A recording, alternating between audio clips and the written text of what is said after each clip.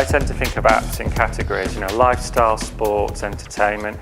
Who are the key players in every single category? So if I was to say to you retail, well, Tesco's, food, McDonald's, travel, ATOC, Tube. The sports clubs are very difficult to engage.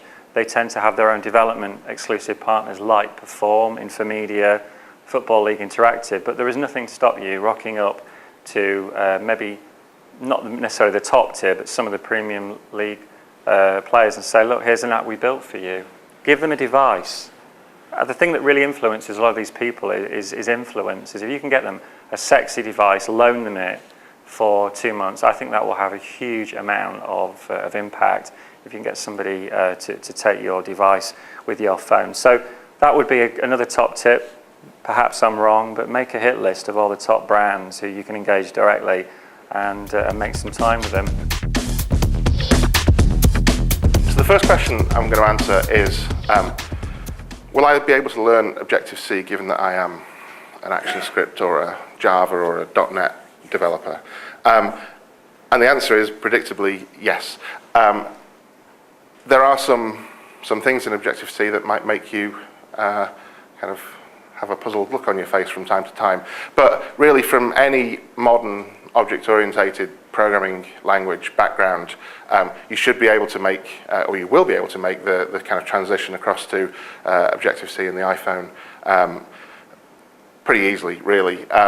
It's not a modern language itself. It's actually been around since 1983, but it's had a lot of improvement over that time. And so really coming from other languages is not a huge barrier.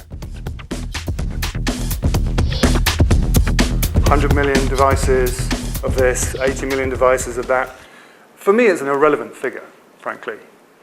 The important thing is how many applications are being downloaded per user. So Morgan Stanley, there's a wonderful PowerPoint up on the web, which is just absolutely, every slide is chock full of interesting figures. I'll happily give you the URL to it if you're interested. But one of the really nice things here was comparing the number of apps downloaded per user. So iPhone 47, Android 22, iPad 12, BlackBerry 10. And you can see why everyone is saying that iPhone is the place to be, because that's where the people are actually downloading the apps. Now you can argue why that is. Okay, BlackBerry, well, because they're corporate, traditionally corporate people, or the sort of low-end teen market who are just doing lots of messaging, so they're not going to download so many apps. But either way, it doesn't really make any difference. That is why we've targeted iPhone first, and why we'll target Android second. And it's the kind of thing. It's interesting, whenever I speak to entrepreneurs or potential entrepreneurs about developing stuff, they say, oh, well, I don't really like Apple, so I think I'm going to go and do Google. I say, why? Are you insane? It's the only the platform that's only making money today. Okay, so putting on our hat as developers of our own products, these are some of the challenges and some of the bits that we found out about the App Store so far. In our point of view, and this is from a perspective of somebody that wants to build their own app to put it into the App Store, category plays a big part of it as well. Depending on the type of app and where it's placed, depends on how many people are going to see that app, how many downloads you can potentially get as well, and then that's linked to potentially how much revenue you could potentially generate as well. What we've got there is, what we found out is that the games, puzzles, and actions category tend to be the most lucrative as well. I've got a good example there, Angry Birds, which I'm sure a lot of you are already familiar with. Probably some of you might actually be using it now whilst we're working on this. Yeah, that has 4 million downloads since its launch in December and generates them close to nearly 250,000 a month in sales in the games category. Relatively simple app, fantastic idea. Wish we'd come up with it, but we didn't. But yeah, it shows that you can make a success of it. What we found out is the games, kids, and music categories as well are less competitive, but still can turn out quite lucrative as they do attract an audience as well. That's something we found with our game specifically, Finger Ninja. We didn't put it into the mainstream puzzle category or action games category, which tend to be the most contended. We put it into the music categories and the kids category, which we found, I won't say fortune and fame, but it worked out pretty well.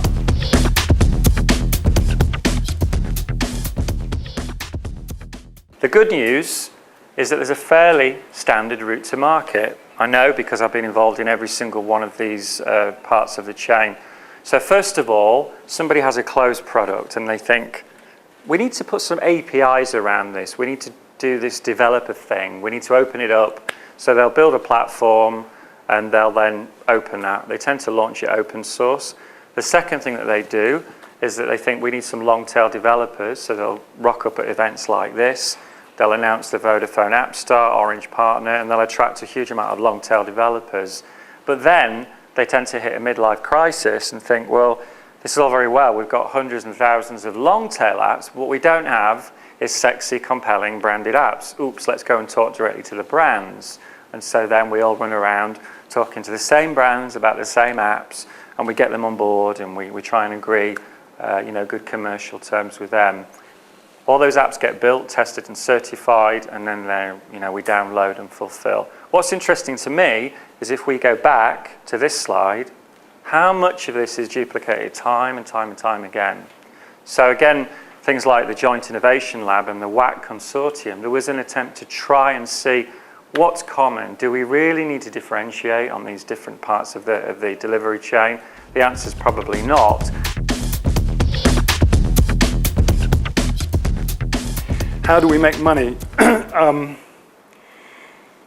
So being free is great. It's free. What's not to like? Everyone will download it. Great. But it's valuing your product at zero. So unless you've got some strategic reason to be giving something away for free, or if it's a taster for something, you really want to obviously not do that. Mobile ads, or some discussion just the previous talk about this, it's not working yet. It's not generating the revenue yet. Maybe it will do, but it's not. And I think it really does depend on the application as well.